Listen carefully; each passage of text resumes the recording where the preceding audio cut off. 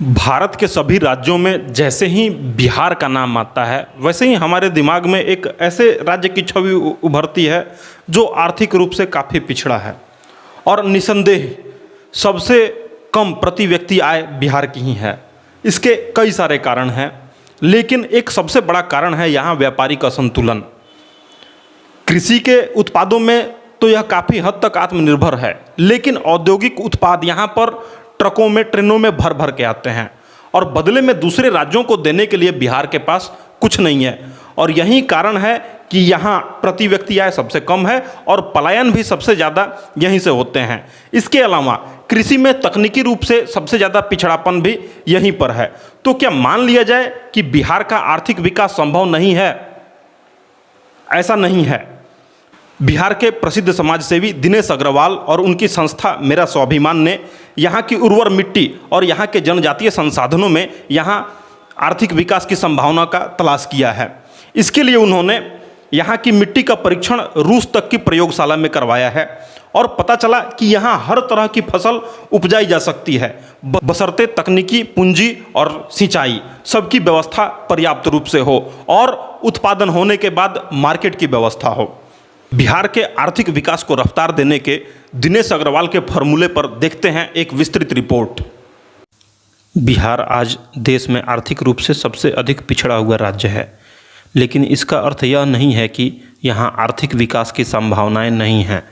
यहाँ की मिट्टी की उर्वरता काफ़ी अच्छी है, जिसके कारण यहाँ अनेक ऐसे फलों और अनाजों का उत्पादन हो सकता है जिनकी मांग देश के साथ साथ वैश्विक बाज़ारों में भी काफ़ी अच्छी है। और ख़ास तौर पर जनजातीय क्षेत्र ऐसी वस्तुओं के प्रमुख उत्पादक हैं। इसके अलावा हस्तनिर्मित कला एवं शिल्प के साथ साथ यहाँ पर्यटन क्षेत्र की भी काफ़ी संभावनाएं हैं, जिन्हें विकसित कर बिहार को भी आर्थिक रूप से समृद्ध बनाया जा सकता है। बगहा की आवाज़ को दिए गए साक्षात्कार में श्री दिनेश अग्रवाल ने आम के पूरे देश में उपलब्ध बाजार और मूल्य का उदाहरण देते हुए बताया कि आम के बड़े खरीदार व्यापारियों को आकर्षित कर और कोल्ड स्टोरेज एवं फूड प्रोसेसिंग पैकेजिंग की व्यवस्था कर यहाँ के आम उत्पादकों की आय को बढ़ाया जा सकता है। इसके अलावा उन्होंने चंपारण के किसान श्री विजय गिरी द्वारा उपजाए जा रहे लाल केले का भी उदाहरण दिया, जो उन्होंने सिंगापुर में $1.5 में 1 की दर से खरीदा था। ये तो सिर्फ 2 उदाहरण हैं। ऐसे सैकड़ों कृषि उत्पाद यहाँ बहुतायत में उपजाए जा सकते हैं। बस ज़रूरत है किसानों को प्रोत्साहन और निर्यात की व्यवस्था देने की। यहाँ एक बात और महत्वपूर्ण है कि बिहार जहाँ से सबसे अधिक IAS अफसर बनते हैं, लेकिन जनजातीय क्षेत्र अब भी इससे अछूते हैं, जिसका कारण है यहाँ के लोगों की कम आय, जबकि यहाँ के युवाओं में असीमित क्षमता है। इसलिए मेरा स्वाभिमान संस्था ऐसे युवाओं के लिए 75% की सब्सिडी पर सिविल सेवा परीक्षा की तैयारी की व्यवस्था कर रही है, ताकि कोई भी प्रतिभावान छात्र इससे वंचित ना हो।